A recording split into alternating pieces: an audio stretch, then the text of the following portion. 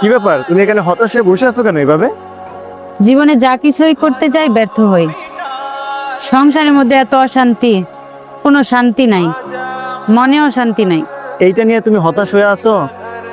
ধরো তুমি একটা অফিসে চাকরি করো, কিন্তু একদিনেও অফিসে গেলা না, তাহলে কি তুমি ওই অফিস থেকে বেতনের আশা করতে পারবা? ধরো তুমি পরীক্ষার হলে পরীক্ষা দিতে গেলা, কিন্তু খাতায় কিছুই লিখলা না, তুমি কি পরীক্ষার ভালো রেজাল্ট আশা করতে পারবা? না, আমি যদি ভালো কিছু করার চেষ্টাই না করি, তাহলে ভালো কিছু পাওয়ার আশা করবো কেমনে?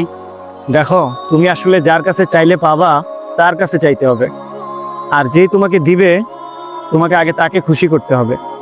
এই যে তুমি এখানে বৈশা চোখের পানি ফালাইতেছো, এই চোখের পানিটাই যদি তুমি তাহাজ্জুদের নামাজে বৈশা ফালাও, তোমার চোখের এক ফোঁটা পানি পড়ার আগে আল্লাহ তোমার মনের আশা পূরণ করে দিবে।